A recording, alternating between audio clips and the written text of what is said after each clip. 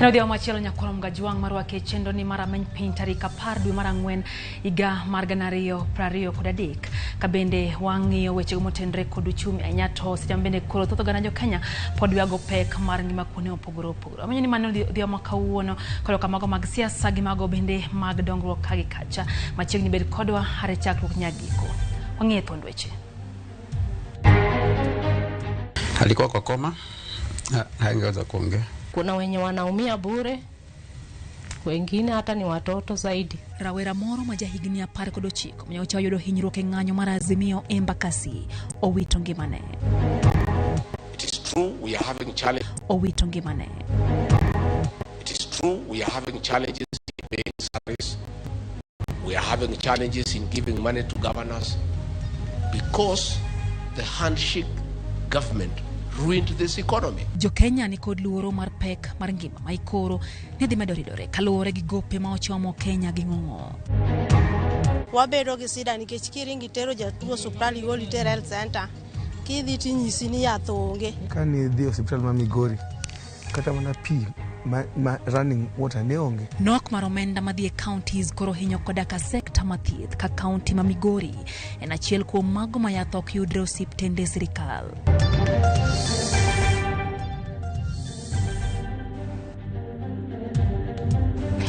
Machiegni nyakoro mgajuang e chendo ni mara meny piny waiko ni mathodhi mwaka wuono wantie kanyo gi Belinda Dhiambo maloko na weche gi nyinga Lydia Okeyo. Machiegni betolo matudi kodwa namba marot machuoke na rio hadika uchanono kabinde wantiere mbui Ramogi TV, Facebook Live, wantiere Facebook, Twitter.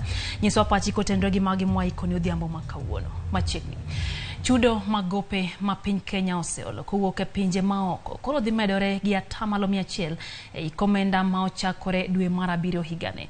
Mana kaka Edwin Okoth leronwa pek mar gopego ma koro osemiyo piny owacho deko kod chudo mag moko kuom jotije sirikal koro nyalo landre ngima oganda kod ohelni mathoth e pacho ka mago motudre kod chudo mag piny owacho.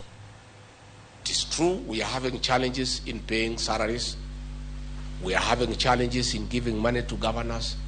En wach mane koro elayanga pek mar piny owacho ni godo kaluwore kod nok mar omenda masani okwako migepe mopogore opogore kendo kata chulo sach dwe mar 2 pod otamore. Kwan ma igolo kod ban migawo mar omenda ewi gope monego chul chakore dwe mar 7 higani koro medo luoro ni gope pod nyalo rocho chenro mag piny owacho moingo chudo mar osara kende. Gope ma piny owacho nego chul pinje maoko koro dhi medore nyaka siling bilion 475 gi milion 500 ka opim kod siling bilion 241 mar hiko omenda marumo dwe mar 6 higani. Ma en kaluwore kod chudo mar gowi mar siling bilion 280 Eurobond manokawo higni 10 mokalo. Kama okang' ma kamano nyalo chuno Kenya mondo kaw gowi moro eka ochul go gowino. E hiko omenda achielno, bajet mokwongo e bwo tend Kenya Kwanza idhi som ma siling trilion 3 gi milion 640. Kakanyo bende nitiere fuok mar siling bilion 720 gi milion 100 manyaka hol. Kata bed ni piny owacho osebet katemo rido choko mag osuru, bad migawo mochung' ne choko osuru pacho ka KRA ne oreme choko osuru mag dweche 3 mogik mag higa mokalo kod siling bilion 27, kama KRA nochoko mana siling bilion 466 gi milion 400 ka opim kod siling bilion 493 gi milion 100 manigeto choki. Piny owacho ma otelne kod William Ruto kata kamano ramo ni KRA nyalo choko siling trilion 3 higani, medruok mar siling bilion 538 ka opim kod chenro mar choko manoket kod tend piny owacho manotelne kod Uhuru Kenyatta. Omenda ma ichulo kaka gope osechopo chiegni 70% mag choko mag thurka higa ka higa, kama koro kuom siling 10 ma KRA choko, siling 7 dhi e chulo gope.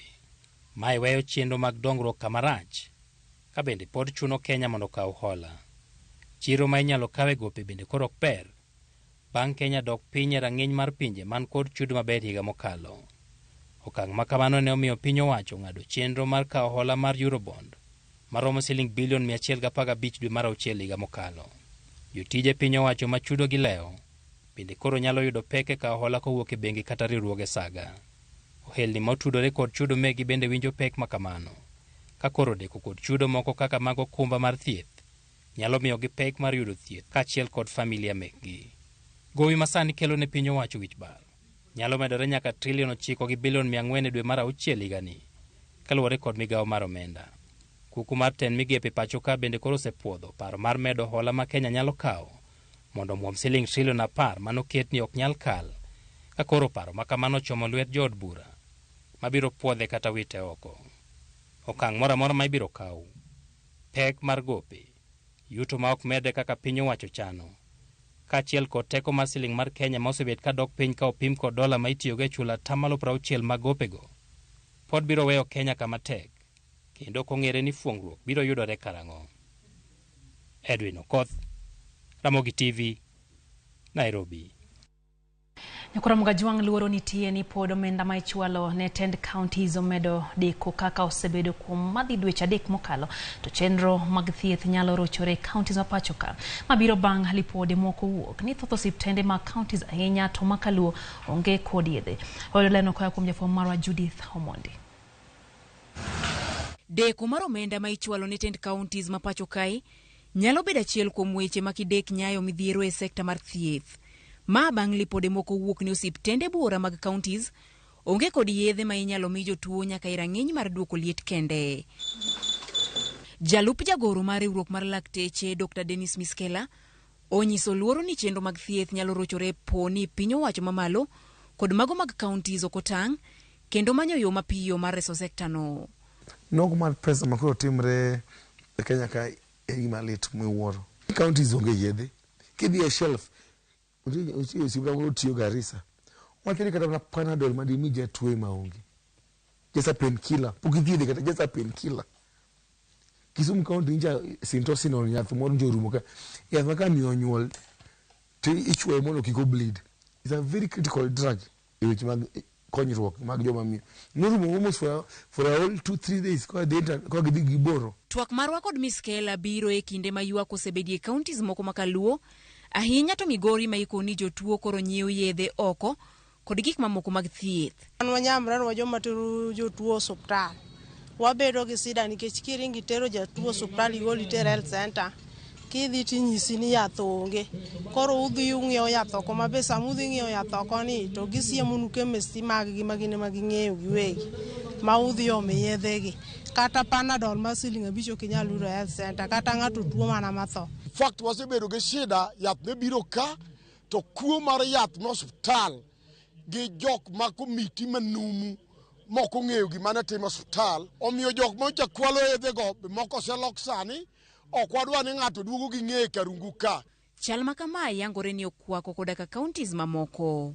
Kisumu County sani kata kidhi mana Russia. Medical officers onge. Yeah. Interns ematiyo gi consultants moko matin gi medical officers kiama na ochiko kende. Before devolution they were 32. Negedhi kanyi. Yeah. Kani dhi hospital ma Migori kata mana pi running water ne onge. Kata kamano, Miskela seyo governors mag counties kuom rem tiyo maber kod omenda ma ichoko e ute thieth mag piny owacho ka okoni mago kende oromo nyiewo yedhe manyalo dhiro jotuo. Hospital bende pesa ma hospital raise ma jotuo chulo mondo dhi ot hospital bill. Ma pesa ni makoro kaginyo ni gloves orumo to gikelo go gloves. Kaginyo ni chiembo jotuo orumo to gikelo go chiemo. Ni yedhe orumo. Kaginyo ni ultrasound machine okethre to giloso go machine. That's how it's supposed to be. The counties must team. To most counties no ko yigi wachni. Gi negira ni pesa ko choke to duok ni gi county kucha. Tim ko de mibadhi, gari ko de barabara. Chung mar riwruok mar lakteche KMPDU en ni mondo chenro mag tayo sekta mar thieth duok ne sirkal mamalo. Wach mar devolution mar oro weche mag thieth pinye counties nego timne paro mar tut. Nikech hospitals masani mokete bo governors ni okete siasa makitima tena mulo watch health ni to governors doma negoji ni hapana don't touch health, so they are failing on it. KMPDU ne ochwalo ng'ur moko buora e nyim jatend migawo mar thieth kendo gigeno yudo lipot ewi kaka inyalo ber thieth ma pacho kae. Bende twak mar poni owinjo los duol mochung' ne weche mag thieth Health Service Commission pod dhi nyime kendo ne osechwali e nyim kamiti mar Senate ma ochung' ne weche thieth. Judith Omondi, Ramogi TV. Rawera moro ma jahigni 19 manyocha yudo hinyruok e wiye kinde ng'anyo mag Azimio la Umoja One Kenya Alliance e kadak ma Embakasi County ma Nairobi otho osiptal ma Kenyatta. Kaluwore gi report ma laktar, rawera no manyinge Jamle Mwanza nyocha oyudo hinyruok e wiye. Okang' mano miyo chwero remo mathoth e bwongone kendo gikone nokelo thone. Sharon Ong'ao miyo ler mathoth. Ling mathoth mantiere e od dan kana en ranyisi ni nyasi margi mar Pasaka ok odhi e yo makare. Familia ni ywago tho mar wuodgi. Wuodgi mong'ere kaka Jamlek Mwanza ne yudo thieth e osiptal maduong' mar Kenyatta kaluwore gi hinyruok mane yudo e wiye chieng' tarik 30 dwe mar adek e kinde ng'anyo mar riwruok mar Azimio la Umoja. Na tukampata Jumamosi siku akiwa Kenyatta akiwa ameumia, akiwa na maumivu ya kichwa, alikuwa kwa koma, hangeweza kuongea. Ndio uchungu sababu kupeleka mtoto mdogo kama huyo akitenda nje. Wang' min gi nyiso lit mathoth ma intiere godo kaluwore kod tho mar wuode. Nimesikia tu vibaya sana. Jundi alikuwa first born wangu. Nilikuwa nang'ang'ana sana asome. Jonyuol Mwanza kwayo jodito mopogore mapacho kae mantiere gi pogruok mar siasa mondo omany yore ma ginyalo chopo godo e winjruok mondo ogeng' thoe manyalo neno kendo kaachiel gi kethruok mag mwandu. Kwa wenye wako kwa siasa, kama ingekuwa kupenda kwangu, wangekuwa wanakaa wanaongea wenyewe kwa wenyewe kuliko kuingia kwa huku, alafu kuna wenye wanaumia bure, wengine hata ni watoto zaidi. Ningatoa mwito kwa serikali iweze kucompensate all the victims wenye wameumia kwa maandamano. Kuna wale wameumia, kuna wale wamepoteza maisha. Familia ni gisani nitiere gi ting' mar timo chudo mar thieth mar wuodgi mosenindo e kinde ma girito mondo otim bero mar wuodgi mar nono gima ne okelo tho mare kapok giiko wuodgi. Sharon Ong'ao, Ramogi TV, Nairobi. Kuramuga juang tend Kenya Kwanza yikore ni romo gi jod bura mag Kenya romo gi por wache wi kaka gidhi donje twak gi kweth mar Azimio la Umoja One Kenya Alliance kaka nyocha osechan. Matimore ka kweth mar Azimio la Umoja One Kenya Alliance gi Kenya Kwanza pod yuare pau siasa wi kaka winjore tim twagno. Penjo manitie ni bende twak ma ochane yor od bura nyalo chopo kare dwaro duto mag Azimio. Mara Walter Nyambaga go mbaka kod jonon siasa gi jo siasa omiyo wachal mar wach e yo machal kod ma. Bang' riwruok mar Azimio la Umoja One Kenya Alliance keto nyinge mag jo od bura magiketo nyime mondo bede twak kanyakla kindgi kod piny owacho. Riwruok mar Kenya Kwanza bende ochano bedo kod romo mag jo od bura magen mar chwalo listi mag joge. Kesho pia kuna mkutano tuko nao inaitwa PG, tumeitwa na rais wetu. Kuna mambo mengi tutaongelea, lakini nitasema ya kwamba handshake hapo sisi hatuko. Matimore kinde ma jotelo mawuok masawa mar Kenya bende opogore paro ka moko dwaro ni mondo lalruok e kind jatend piny William Ruto kod ogai mar Azimio la Umoja One Kenya Alliance Raila Odinga otim romo kaka yoro yudo duoko ne midhiero mokwako jo Kenya. Mheshimiwa William Samoei Ruto, Mheshimiwa Raila Amolo Odinga wakae chini waongee, watupatie suluhisho, tupeleke Kenya mbele. Motelo ne twak penjo nitie ni to bende twak makamano biro mulo gik moko duto ma Azimio pedho ni nyaka mul maka onge to ng'anyo pod biro dhi nyime. Okapar to gimomiyo okapar en nikech king'iyo kaka jogo ma mopogore loso, especially Kenya Kwanza gi wabunge gi wajumbe gi mopogore giwacho ni wan weche ma nyalo mako weche mag uchaguzi ne wasetieko. Gine gichako process mok be nyalre nikech the grounds are so strong. Kenya Kwanza wacho no they cannot negotiate kod Azimio on the issues of server. No ket team mane negotiate on behalf of Kibaki on behalf of Raila ne gitamre winjiri. Bu no kao Raila di kod Kibaki kilaguni. Bugi chwado lwetigi e ka wachuno rumo. Ponono twako lwari Lwanda e gin yore mage manyalo nyago lemo ne Azimio. Onge rieko minyalo gol godo jatelo manie ofis. Sani wabedo jo adieri kwa wuoyo gi jowa. 2027 to be mana kwa ikore e ka wanyalo dhi timore nade e ka wanyalo mondo wadwa gol. Omiyo gima nyalo konyo Azimio la Umoja en gima nyalo luongo ni highest political goodwill. Joma chalo kamago nyalo bedo international community. Businessmen ma samoro gi feel ni ka Azimio luongo maandamano to pesa mar Kenya ma wanyalo loso onge. Jonon siasa wacho ni ponon Azimio tiyo kod pek mar uchumi mopogore kod wach sundo mondo yaw mbui mar sava to biro chuno jatend piny William Ruto kod ogai mar Azimio la Umoja One Kenya Alliance Raila Odinga mondo losi mapiyo nekech gigo mulo ngima japiny. To emomiyo ang'eyo gan ka gino dhi marach kendo jibro mna duoge wach mar street no demonstration ma jibro duoge nikech Raila Odinga osenwang'o no wach ma William Ruto winjo en wach achiel demonstration maandamano. Koro jibro doki maandamano to maandamano bro affect uchumi nikech koro sani kaka uchumi osezorotani. Sasa ma jodhi maandamano Kenya is losing jopiny koso pesa moloyo 6 billion michoko. Kenya Kwanza odwok weche mag chumbi kuon galot piny manyiso ni reduction of cost of living. Ka ji dhi yalo gima ji oyalo to bro winjore ma jo Kenya onge ni Azimio wen kata Kenya Kwanza jo Kenya manyaka wen. E kinde ma paro pod medo nyuolore wi twak ma kizungu dendo ni bipartisan monywando kanyakla jod bura mag Azimio la Umoja One Kenya Alliance kanyakla kod mago ma Kenya Kwanza penjo maduong' en ni to bende en twak manyalo nyuolo lemo koso oganda nyalo dok kiendara kokamano to chwado gi chung. Walter Nyambaga, Ramogi TV, Nairobi. Kwa wea kiriki kimatwak nyakoro mgajuang hateri nyake county makaluo kama bende podwara ngoma maga siasa wadonjalo pia speaker od bura mamalo Gladys Shole onyiso ganda luo mondo sir lwedo piny owacho ma jatend piny Kenya William Ruto kaka yorjiwo chenro mag dongruok ke counties makaluo. Shole nyolo sondewa mano wacho ni jatend piny osenyiso ni en gi dwaro mano matiyo kanyakla gi oganda luo kaluwore gi lemo pogore ma osemiyo yawuot luo e piny owacho mare. Kama president wetu angekuwa mtu mwaminifu na angekuwa mtu mwenye anaamini yeye president ya Kenya angepatia watatu kazi kweli. Sio wanapatia kazi. Sasa tunaona vijana wetu watatu wamepata kazi katika Kenya kwanza. Mimi leo naangalia yeye sababu vile tunafanya Dr. William Ruto ni 2027. Sio? Mkifanya kazi na serikali mtafanikiwa. Kwa sababu tumesema tunataka kuhakikisha kwamba hali ya maisha ya wananchi ipunguzwe, isn't it? Cost of living. Lakini cost of living ndio ishuke, lazima tuhakikishe tumepanda mapato ya juu. Kapodo ang'eyo mago mag siasa don bura mar UDA dhi nyime gi chenro mandiko jokanyo mage county ma Homa Bay kaka achiel kuom yore mag tego don bura ne kor gwenge. UDA geto ndiko jokanyo mage manyien ma kwandgi oingo 300,000 e county ma Homa Bay mondo mi obi ochwal agenda mag don bura no.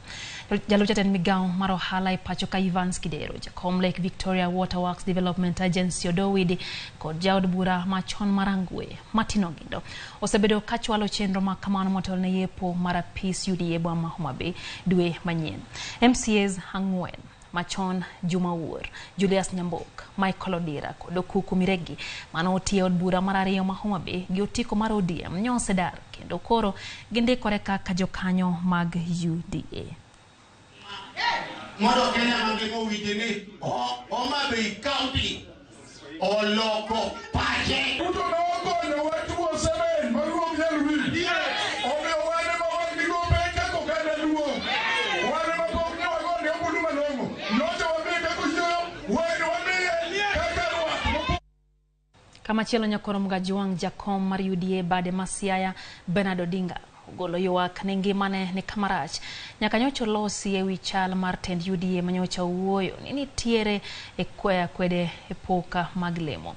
Odinga ma oloso gi jofwamb weche okone osendiko dhoge kobila e wi gino ma okone buogo ngimane wirani nyocha oseyo jatend migawo ma tudruok Eliud Walo e wi pok mag lemo mag sirikal. Odinga nyocha okoni chalo ma ideo mana gwenge mararieda e pok mag lemo ma jokanyo mag UDA. Oyango ni kweth moro mara were nyomonje kaluwore gi weche ma kamago.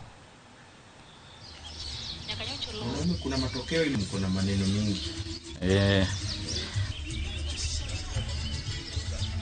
Kawuono ni koro joma nyobire party manyoro ne momi position koro wuok kodwa kelonwa jijukue kelonwa jobunde ni mondo destroy wa. To pod wan gi chir kaka wabet kaeni nikech wang'eyo ni wan familia man gi wuongi. Wan wuonwa en William Ruto. Ruto nitiere bende gi min ode mong'eyo ni en gi nyithindo. Jogi ong'eyo kaka biro pogonwa pok marwa marom kata gi jok manyo biro nyoro makoro osepogni gi godo. Ok owinjore ka wach moro nitie mane dierwa to watimo gir bila motimre ni achiel kuomwa ni. Odego waluongre uru to wawuo uru kaka joka ng'ato mondo wayud yo mwakalogo wach matek manie nyimwa. Litna kabisa ni koro nyithind ot achiel riwre koro nyithindo manyose donji I ot koro goyo nyithindo mani dho ot woko ma koro nyithindo man woko kande kech kayo to ginto gichiemo I ot kar kaeri to gidewo ni nyithindgi moko bende nga woko kuchande to wahichgi gima notemo bogore matek bomiyo koro gin kuonde ma gintiere go. Kawasia Nyakorom Gajwang' wadhie Umaro Kak wang'e wechego motudre kod arita e gwengego. Obila dek makicha wito ngimagi e kinde rakruok gi jokuo jamni mane temo yombo gi diek 200 e gweng' Mamorijo, Samburu gi Kodira Manyoro. Kaka George Batileronwa, jogweng' koro dwaro mondo duoknegi bunde mondo giritre kegen ka gikone obila manotir mondo mi oked kod jomaundu tich otamo. E gweng' Mamorijo e kaunti ma Samburu, e kinde ma ogendini e gwenge mamoko nyiso mor ka gidhialo nyasi mar Pasaka, oganda maka to chunygi lit bang' jokuo jamni nego ji adek ma gin obila makicha manyorakore kod arifego ma bende nyotemo yombo kod jamni rakruok manyokawo maloyo seche 4. Hivi kwamba watu wengine wanasherekea leo Easter na sisi tunasherekea maiti. Tumepoteza watu wengi tangu operation tangazwe, na sijui ni kama operation imekuwa operation na kuja kutangaza maiti katika nchi ya Samburu na vitongoji vyake. Jodak ma Samburu mani kod ichwang' dwaro mondo jolweny kod obila manoter kono gol ka gikoni onge gima gikonyogo jopiny. Kanyaka nitergi kono jokuo jamni pod dhi nyime gi nego jopiny. Afadhali serikali ya operation iende, jeshi iende, askari wote warudi ili tujulinde, maana hata mbele kabla hawajakuja hatukuwa na kifo kama hii. Hatukuwa tunakufa kila siku. Mali yetu imeenda, sasa watu ni kuhangaika. Naomba tu serikali aondoke, atupatie silaha, atuache tujitetee, kwa sababu sasa ni kila atulali, watoto wamehangaika, kina mama wamehangaika, wazee wamehangaika. E kinde magento gikoni ne giwinjo chik mar piny owacho makumo wuotho seche mag otieno, jokuo jamni pod monjogi kendo koro gidwaro mondo sirikal oduoknegi bunde mane okaw kuomgi mondo girakrego kod jomaundugo kigin. Nafaa tu turudishiwe ile silaha, wacha sisi wenyewe tujitetee, kwa sababu sasa mambo inakuwa ngumu hapa. Atuoni ile operation inasemekana iko hapa, watu ni kuingiza saa 11 wa manyumba na ifuatwa na adui. Sasa sisi nataka serikali atuangalie wala aturudishie bunduki kama mbeleni, tujitetee. Hawa natoa bunduki wapi? Akuwa watu usiku na mchana. E kinde ni mandalo medo ng'adore nyaka ne piny owacho gol singo ne jopiny manyandwat mar Umaro Kak ni arita margi biro bedo makare, kendo golo siem mager ne jokuo jamni ni ne gidhi moto e badgi e lwet jolweny kod obila. Jopiny pok oneno lemo ka koro genogi mar yudo arita makare medo mana duono, kendo koro jopiny ma Samburu dwaro mondo duoknegi bunde mondo giritrego kigin. Penjo en karang'o ma piny owacho biro kawo e ting' kendo chiwo arita ne jopiny kod mwandugi kaka ne gisingo. George Bati, Ramogi TV. Daka preo kod achiel Nyakorom Gajwang' bang' sa achiel mamidhiambo chendo en ramany piny omedo kelo ni weche manyien Ramogi TV na roi kachare mondo wagoye kodi mbaka inyiswa pachi kotendro gi magi ma ikuni odhiambo makawuono. Kaso mana moko kuom ote gi Nyakorom Gajwang' Meshaka Ojwang' kantiere Feregola wachoni ogomos makene familia bende koro wito wuodgi kendo kwa Nyasaye mondo ket chunye kama ber entiere sa kwa Bonde County ma Siaya.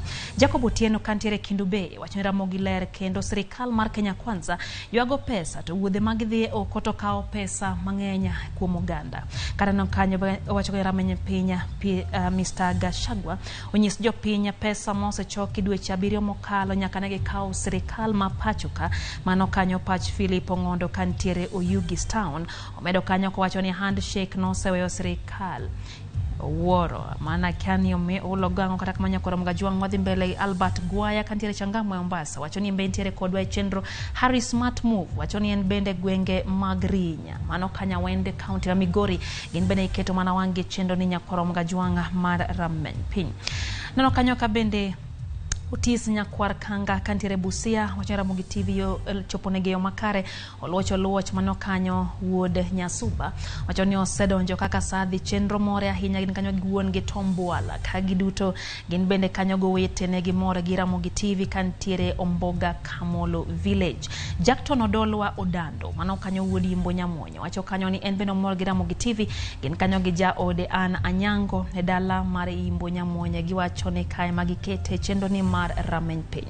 Lucas Okoth bende wacho ni en be entiere kodwa bende Faith Mzomo aneni kanyo wacho ni in bende entiere kodwa e chenro mar rameny piny kamane wacho ni wafuane uono mano kanyo mako gola mabende ing'eyo ni neno news mo sechegi mag saa 1 odhiambo. Rosie Nyateng bende aneni kacha wacho kanyo ni en wach maleta ahinya ka wuoyi matin nyalo wito ngimane wacho ni jotelo mondo koro bed piny owuo kendo gik moko odwok bechgi piny kaka owinjore nikech jopiny koro inyore. To wacho kanyo bende ni ji odhi adhiya thuolo nitie gin bende wacho ni gibiro bido thuolo ko higa mar 2027 paro ni pod ong'iyo yiero mabiro. Wakoyo matinya koro mga juang e chenro mar rameny piny med oro ote magi ang'na kwany gi achiel kachiel mana e wang' jowi mari miero mar Ramogi TV. Wayo matin kwa duogo pod wantiere kod weche mathoth med kete mana ka ma en rameny piny.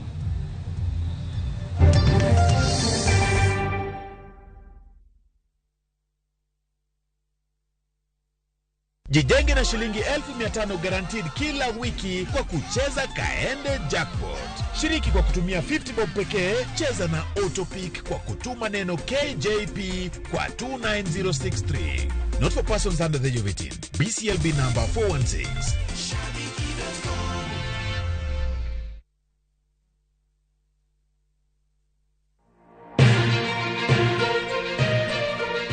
Weche manyien mamulo dhod chunyi maiye gin mago machiegni kodi. Weche thieth, anyuola, ohala to kata rita. Ka utuch to wan kode. Kotimore skunde e gweng'u ne wedeni kata osiepe magi duto wan go. Wan kae mar neno ni ng'eyo gima biro kendo bedo gi ikruok motegno. Onegi ng'e gima timore e seche motimore mapiyo piyo to mae e kama iyude wechego.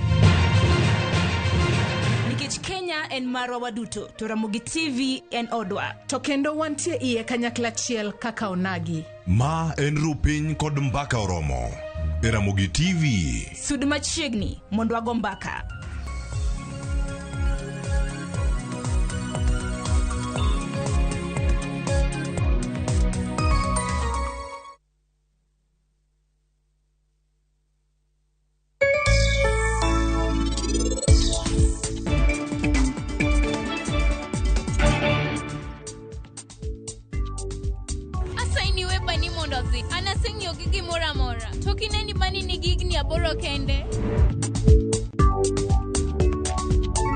Rwakwelo dala nigi kopia. Nyiew mando mabeyo gik mana koa kuom agent mar kopia kata download app mar kopia kata limbui mar kopia kata go simu mondo inyie kopia. Maisha rahisi.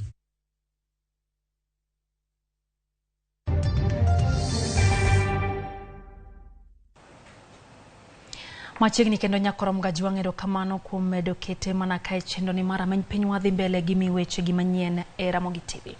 Utenindo e skunde sekondari mano moting'o skul sekondar ma St Peters Mumias kod mano ma Kivaywa mayudre kaunti ma Kakamega nyo wang' otieno ma piny orugo kawuono. Kaka jafwambo marwa James Okoth lero nyaka gisani nonro mar gima kelo masirano pod dhi nyime. Hakuna kitu yoyote tumeambiwa chanzo ilikuwa hivi. Na tukiangalia kwa hizi tometry tunaona kama kuna CCTVs. Na tuko na uhakika kwa kwamba wakati tuliingia kwa hii shule tuliambiwa security iko. Jonyuol humnono gimanyo kelo masira mar mach e skunde sekondari ariyogo mayudore kuonde ariyo mopogore e kaunti no ma Kakamega.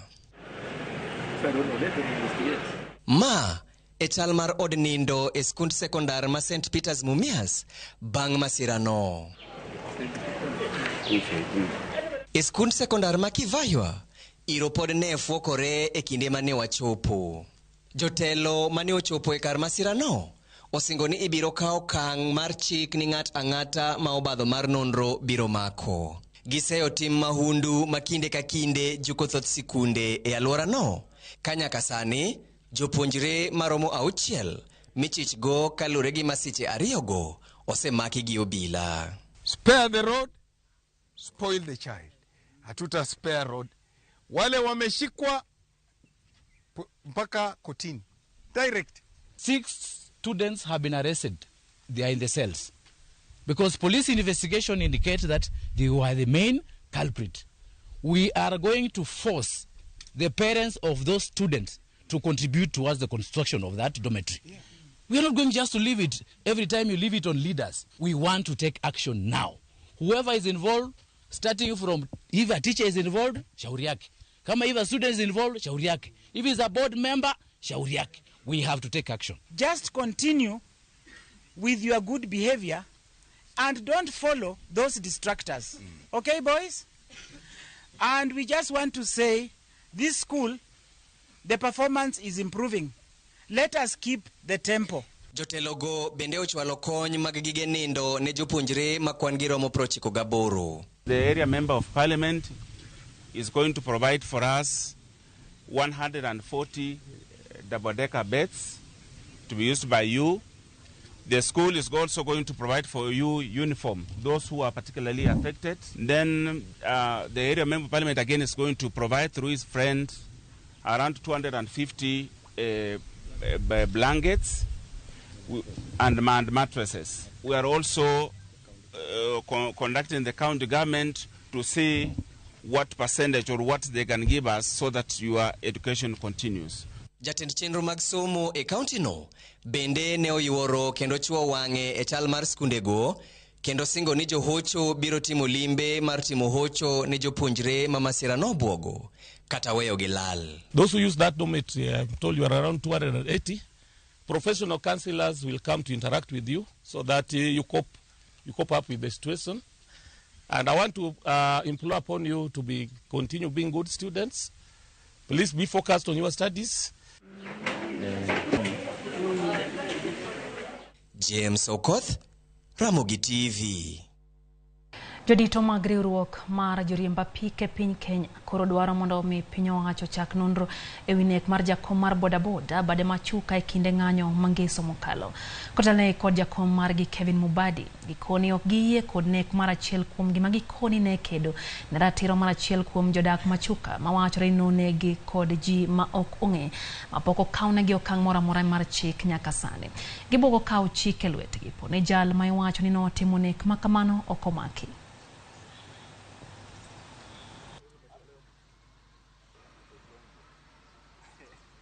Prove yourself. Zile agencies nimeona waziri Kindiki ametuma pale, tunataka nyinyi mufanye upelelezi wenyu, muhakikishe kwamba huyo culprit amepatikana na ameface justice. He was a humble guy. Huyu ni mtu ambaye ako na familia, ako na watoto wawili, ako na bibi. Hawa watu hatujui wamebaki nani atawasaidia. Kuramga juang jodak ma umoja e county ma Nairobi no bago ng'anyo kagi kwedo kang mar jaket mwandu moro ma ogero ute mag ohala e genga paya moro magitiyo ge dongo e mieregi. Ng'ur margi maduong' ne en ni kata bang' yudo kum mawuok kuom matend county kod obila magwengego jaket mwandu no pod ne dhi nyime kod gedo makamano. Nochuno obila mondo ke jodak makamanyo mane ochokore kendo geng'o apaya mamanyanja ka gimuko ute mane ogere genga paya no. Jodak makanyo bende no wang'o gik mane itiyo ge gero utego ka giramo ni ok gibiyie mondo gedo mag utego odhi mbele.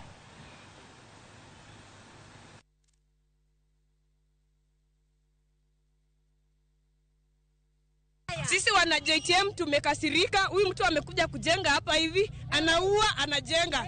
Kutoka yesterday, kutoka hapo nyuma, hii chamu inakuanga hapa ni kubwa sana. Sisi tunashiriki hapa kama chana msongamano ilikuwa hapa sana, huyu mtu ameamua amechenga kwa barabara. Sasa hiyo vitu ndio hatutaki. Sisi wenyewe tunapita kila siku tunapita na amani, lakini sasa kutoka chana hiyo hatuoni kama usalama iko. Na hii kitu ijamaliza hata wiki moja. Lakini hii kitu kwa barabara, juzi wamegonga mama yetu hapa. Anatufanyanga hapa kazi. Alichukuliwa hapa na gari, akarusha huko akagongwa na akakufa on spot. Sasa sisi hatutaki building hapa. Tafadhali government of Kenya mtusaidie. anajenga mpaka kwa barabara, alafu akatazwi, anaambia Wakenya mimi niko na pesa kuwashinda. Watu wakipita tu hivi wanagongwa. Wakigongwa badala hata aseme pole, ajue ni kwa nini wanagongwa, anasema mjengo yake lazima itaisha. Mjengo yake anajenga kwa barabara, aje na anaoa mpaka mama, aje. Sasa hata mtu wa pikipiki amegongwa, aje ati sababu anajenga mpaka kwa barabara. Afai kujenga mpaka kwa barabara. Jodak ma kad zinuni e county ma Kilifi dwaro ne piny owacho theg ywaruok mar lo maromo heka 800 ma osekelo gwenyruok e kindgi kod jogo magikone gin jomwandu madwa loko otese mag lobno. Kaka Judith Omondi lerono, jodak go kone gisebedo ka gin kod otese mamiyo gi ratiro mar bedo e lobno, to kata bed ni koro idwa magi. Mago ywak mag jodak ma kad zinuni e county ma Kilifi makoni gisebedo kod midhiero kaluwore ni jomoko magikoni gin jomwandu owuok oko kendo laro kod gi lo maromo heka 800 makoro sekelo luoro mathoth kendo chuno bila magari takwe mondo gotachi e gweng'no. Kwa hakika tunaona kwamba ni dhulma ambayo imeweza kuendelezwa na mpaka saa hii wananchi wale wa kawaida wanahangaika. Mimi nilikuwa siku nyingi naitwa Nskota kivipi na hapa ni kwetu. Tunaomba serikali yetu ya county tafadhalini msimame na sisi, kwa maana tumeamua kuanzia leo tuko hapa shambani na hatutatoka. Hatuko hapa kwamba sisi ni wavamizi wala ama sisi ni wanyang'anyi. Tuko hapa kwa sababu tuko na kibali. Jodak maka koni negiluwo chike madwarore magi yudo koda ka barupe mayango gi kaka weg lobno, mak mana ni ywaruok pod ng'eny kendo koro gikwayo mondo apisa ma ochung' ne weche lo mondo thegi mondo mikwe obedie. Serikali ambayo imekuwa inasumbua, serikali ambayo ilipeana stakabadhi, inarudi tena nyuma, inazunguka tena inaleta tena polisi kupitia mlango ya nyuma ambaye ni naomba haki yangu nipate leo, nikiwa niko na maisha kupangisha, nitasomesha au mimi nitakuwa na maisha kupangisha. Viongozi tutachukua hatua ya kisheria, tuzungumuze ndani ya bunge, tuzungumuze na gavana wetu, tuhakikishe kwamba ofisas walanzi wanaingia katika hii sehemu na waweze kugawia shamba hii inavyopasa. Kotelnegi kod moko kuom jotelo mag siasa magweng'no, jodak go ywak ni jodito moko e sirikal mamalo osebedo katiyo machiegni kod jogo makoro dwa mayo gi lo, wach magikoni ok long'o kata matin. Sisi tukiwa tuko hapa tunasema kwamba dhuluma hiyo ambayo imetendeka kwa miaka yote imefika wakati imeisha. Kumekuwa na mvutano sana. Wafisazi wale wanashirikiana na bonyenye huyu kutaka tena kuingia katika sehemu hii, mbali na kuwasaidia kuweka ukuta ili wazidi kunyakua shamba hili. Serikali yetu ya county kwanza ndio imetufungia jicho, haitaki kujua haki zetu zinapotea vipi. Apisas mawuok e piny owacho mamalo kod mano mar county ma Kilifi igeno ni biro timo limbe lobno odiochieng' makiny mar kwayo mirimb jodak kendo manyo yo manyalo kelo kwe mosiko. Judith Omondi, Ramogi TV. Kama chalo jotend siasa maya imbo mar Kenya okwero chik mayande opuodhi mamiyo migawo mar omenda teko mano mar keto kembe mag sirikal e lwet ji giwegi kaka yor medo yuto margi. Jotelogo wacho ni kambi sukari Manzoia e kambi maduong' manie imbo mar piny Kenya makar mondo ne piny owacho ketie lwet ji giwegi to winjo omed keto omenda e kambino mano mar medo nweng'o mare. Jumbe adek mokalo kuku mar jotend migepe nyocha opuodho paro mar chik makaponi okadhi to biro miyo migawo mar omenda teko mar keto kembe sirikal e lwet ji giwegi kata e lwet joket mwandu. Kaluwore gi paro mar chikno, moko kuom jotelo maya imbo mar piny Kenya kod telne gavana ma Bungoma Ken Lusaka kod seneta ma kaunti no Wafula Wakoli ogolo duondgi ka kwedo paro maliekore nitiere madwaro keto kambi ma sukari Manzoia e lwet ji giwegi. Mchakato ama mjadala wa kukibinafsisha ama kukiuza kiwanda cha Nzoia haipo kwenye mawazo ya wakulima wa miwa, ila ni kuimarisha na kuweka pesa kwenye bajeti kununua kiwanda kipi ama mashine mpya, kuimarisha shamba la miwa la Nzoia na kuimarisha upanzi wa miwa kwa wakulima ambao hawapo katika shamba la Nzoia. We've had problems in the past, we have problems at the moment, and we are extremely happy that the leadership of Bungoma County has come out clear and loud enough to say no to privatization. Jotelo dwaro mondo jatend piny Kenya William Ruto ochop kare singo mano chiwo ne oganda ma imbo mar Kenya mano mar medo masinde kambino kar kete lwet jigiwegi. Vile tulizungumza wakati economic forum ambayo ilikuwa kule Kimilili, ilikuwa ni kwamba tupewe mashini mpya, wakulima walipwe, halafu management ilainishwe ili Nzoia iweze kufanya kazi. Hiki kiwanda tutasukuma serikali jinsi tulikubaliana. Serikali ikishindwa tutasema irejelee wenye bibi. Sasa sisi watu wa Bungoma, kwa sababu tuko na serikali, umeona viongozi, tutachukua line 1 ya mchakato, kiwanda kisimame na watu tusonge mbele. The government of Kenya, we will be asking it to write off all the debts that the Nzoia Sugar Company has accrued from overtime. Jotelo bende dwaro ne piny owacho ndike tich moko kuom jotije mane kambino mosebedo katiyo mana yor kojolo ka bende gidwaro mondo chul jopur gowi ma kambino nigo. Equally, we are calling upon the government and the management that is there, while we are appreciating the government has appointed a board of management. But there are too many people there who are in acting positions. We want the board of management to move with speed to ensure that those people who are in acting positions are confirmed in their positions so can be able to work for the betterment of the company. We must pay all our farmers. Nzoia Sugar owes farmers money dating back from 2014. Those farmers whose cane is ready for harvesting, if Nzoia Sugar is not ready to buy and pay them, the farmers should be allowed to sell their cane to any available person who will give them money so that they can go about running their business. Bende gidwaro mondo ketelo manyien mar kambino. Nzoia Sugar now has a full board led by the chairman, Honorable Alfred Hangati. The current MD is an agricultural officer 3 from Kilima House. He should go back to Kilima House. The board must hire a substantive managing director who is properly qualified, who has a vision to revive Nzoia Sugar. Tupewe mashini mpya, walete MD substantive na wakulima walipwe, alafu Nzoia ifanye kazi, kwa sababu Nzoia ndio kiwanda pekee ambacho tuko nacho tunachokivunia kama kaunti ya Bungoma. Jotelo noten gija odbura ma kaunti ma Bungoma, Catherine Wambilianga, jodbura ma Kabuchai ma Jimbo Kalasinga kod mamoko.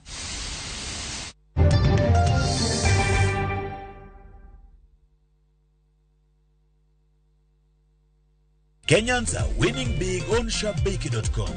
Bet on these games now and enjoy highly boosted odds. Not for persons under the age of 18. Play responsibly. SharpBakey.com is authorized and regulated by the BCLB. License number 416. SharpBakey.com. Unlike other insecticides which are imported, Bolt is primarily manufactured with locally grown pyrethrum, which means that local farmers benefit and our economy grows. Buy Kenya, build Kenya.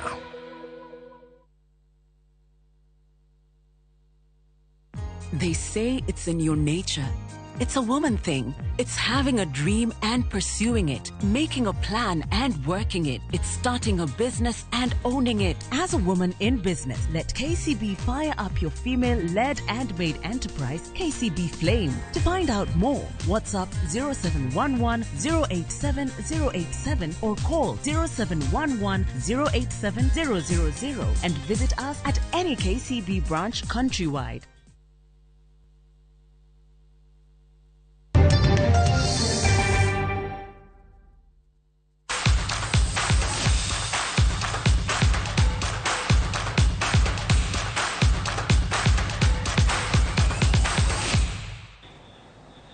Machiegni kendo nyakora mgaji wang'ero kamano kuom medo kete mana kae chendo ni mara many piny Ramogi TV wadhi mbele gi miwechego manyien koro tatiri nyake pau tuke kama tend county ma Kisumu ogolo duonde kaluwore gi midhiero makinde ka kinde osiko kwako tim mar Kisumu All Stars.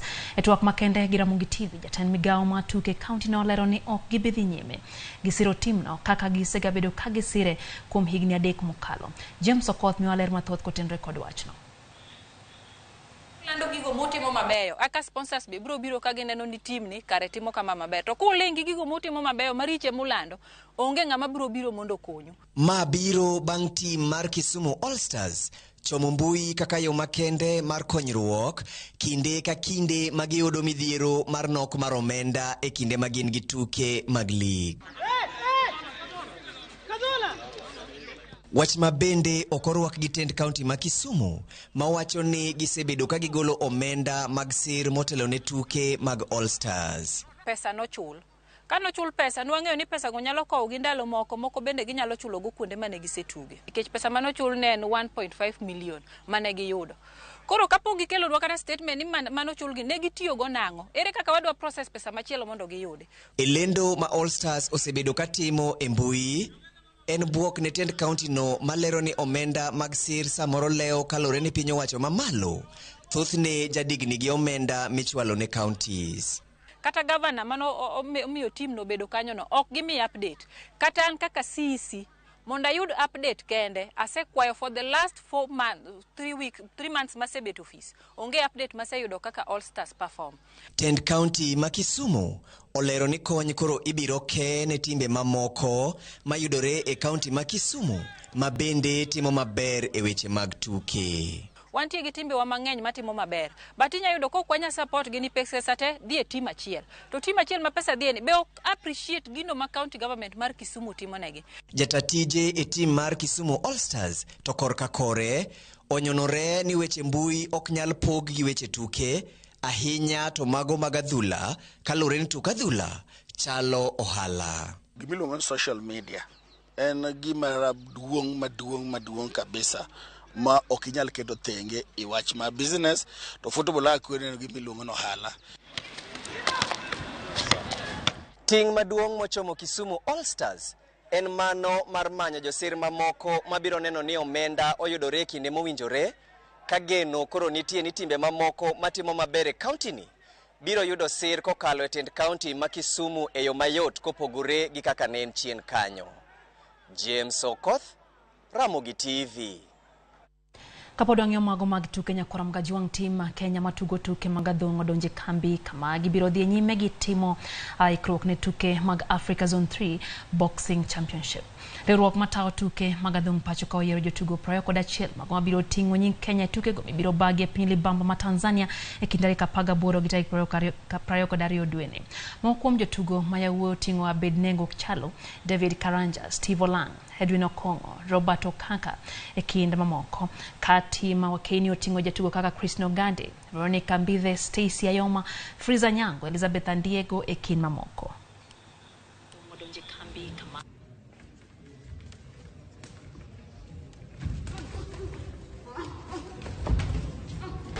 Preparation yetu iko poa kwa sababu tuko na magame mbili zenye ziko mbele yetu. Kuna zone 3 na the big one ni World Championship. World Championship hiyo ndio the big one, na hiyo ndio target yetu kwa sababu hiyo ndio wenye kila mtu anapata ametarajia. Timu iko sawa, nafikiri morali iko juu kabisa, wako tayari kufikia wiki hiyo tarehe 16 au 18 tutakuwa tuko tayari kuwakilisha nchi yetu kama kawaida na kufanya chochote ambacho tutaweza ili kuweza kuzoa medali kadhaa, tukikumbuka kwamba mwaka jana tuliweza kuwa namba 2 na tulipata gold 6. Tungependa kuimprove on hiyo medal tally na vile kuibuka kama washindi wa mashindano hayo ya zone 3.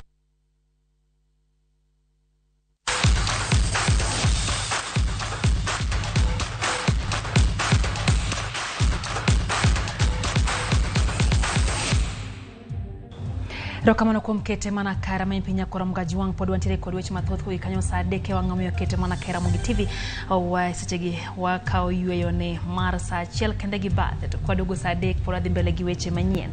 No kanyo Pastor Diko Ngola kacho ne en kanyo gi minot mare Pastor Rael Ochieng gi pwe weche manyien mag Ramogi TV mano kanyo Reverend Diko Ngola wadugo kendo sa dek nyakora mga juang kete mana kara Ramogi TV nyinga Lydia Okewa sebedo kanyo gi belda diamo sebedo kala kuna weche gi uriti masane.